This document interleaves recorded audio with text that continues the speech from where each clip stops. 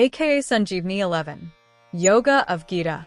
The word yoga of the Gita is pregnant with many wondrous meaning. We can place these under three heads. 1. Derived from the root yujur yog, afa, the word yoga has the implied meaning eternal kinship with equanimous, aq, God, as in Samavara Yoga UC8, 2.48, etc. This meaning has importance in the Gita. 2. Originating from the root yuj samadha, the word yoga implies stability of siddha, i.e., a state of trance during meditation, as in Yatra Paramate Siddhar Niradhar Yoga Savaya, 6.20, etc. 3. Deduced from the root yuj satyamane, the word yoga means controlling power, divine prowess, magnetic impact, as in Pasya Miyagamaguram, 9.5, etc. Wherever the word yoga has appeared in the Gita, it has in it the primacy of one of the aforesaid three meanings, the other two meanings having a secondary place only. As in the word yoga derived from yujur yog, there is the predominance of the meaning of equanimity, though on realization of equanimity, meditational stability and divine prowess asterisk also accrue automatically. In the word yoga from yuj samadha, there is the supremacy of transcendental stability, but on achievement of this state, equanimity and prowess follow automatically. In the word yoga from yuj saryamane, there is the dominance of divine prowess and majesty, but on realization of this prowess, equanimity and stability also follow suit on their own. Thus the word yoga of the Gita has very pervasive and profound meanings. Universe, which belongs only to God, that power the yogi does not acquire. Jagad Vyap Aravarjam, Brahmasaitra, April 4th, 17. The power which a yogi gains enables him to conquer nature, Gita 5.19, meaning that no amount of favorable or unfavorable circumstances can in any way affect him. 14. Sri Madhbhagavajata.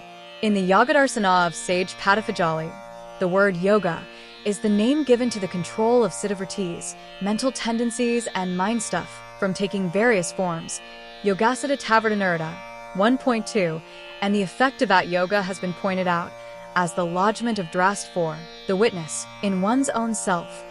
Tata drastu svarapasthanam, 1.3. In this way, the very result of yoga as depicted in the Yogadarsana of Padafajali has been given the name yoga in the Gita 2.48, 6.23.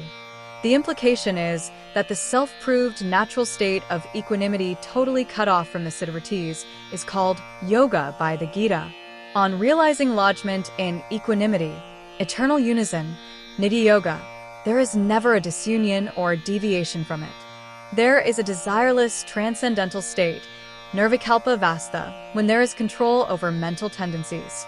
But on realization of equanimity, there is desireless transcendental awareness, nirvikalpavasta. This desireless transcendental awareness, nirvikalpabodha, is the illuminator of statelessness, as well as of other states.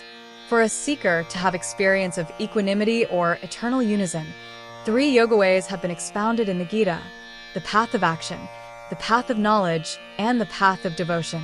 There is an inalienable relationship of the three bodies, the gross, the subtle, and the causal, with the world.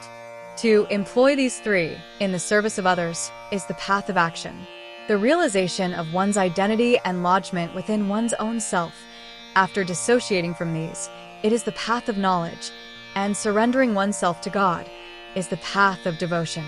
In order to accomplish these yogas and attain one's salvation, man is endowed with three powers: I, power to act, strength; 2, power to know, knowledge; and 3, power to believe, faith. The power to act is for rendering service to the world selflessly, that is karma yoga. The power to know is meant for self-realization, that is jnana yoga, and the power to believe is glory of Gita. Unfathomable and illimitable is the glory of Srimad Bhagavad Gita. This holy book, the Bhagavad Gita, is counted among the scriptural trio, the Prasthana Traya. The three royal ways of welfare of mankind are known by the name of Prasthana Traya. One is the Vedic Prasthana, called the Upanishad, The second is metaphysical or philosophical prasthana, called the Brahma Sutra, and the third is Smarta Prasthana, called the Bhagavad Gita. There are mantras, mystical rubrics, in the Upanishads, sutras, aphorisms, in the Brahma Sutra, and slokas, verses, in the Bhagavad Gita. Though the Bhagavad Gita has only slokas, yet these being the very voice of God, are verily mantras. Pregnant, as the slokas are with meaning and import of great profundity, these can be called sutras also. The Upanishads are of use and value for the deserving only, and the Brahma Sutras are of use and importance for men of erudition and learning, but the Bhagavad Gita is for one and all. The Bhagavad Gita is a most unusual and many-faceted scripture. It contains highly useful and detailed material for a seeker, be he of any country, costume, community, disposition, creed, varna, or any ashrama station in life. It is so because there is in it neither denunciation nor praise of any creed or denomination in particular. Instead, it deals with the essence of pure reality only. Pure reality, the Supreme Lord or Paramatma, as that which is wholly beyond change in nature and the nature-born things, and is ever eternally immutable and uniform, in the midst of the flux in space, time, things being, circumstance, etc. Real, tattva, essence, is ever present in its perfect form, in each man, wherever and however he is. But that is not realized. Ex Srimad Bhagavad-gita, because of attachment and aversion, raga and vesa, born of the changeable nature of things in a person. Only on achieving complete freedom from attachment and aversion, it is automatically realized and with ease. The teachings of Bhagavad Gita are singularly divine. Numerous commentaries have been written on it, and several more are being written, yet new and fresh ideas continue to surge in the hearts and minds of saints, seers, and sages of wisdom. However much thought may be given to this profound song celestial, the meaning and deeper implications thereof, none can fathom in their entirety. The deeper they delve into it, the more profound the meanings are to be found therein. When the range of the finer emotions of a learned person is not easily judged, how can then the magnitude of emotions encased in the words of God, whose forms and names are infinite, be ever assumed?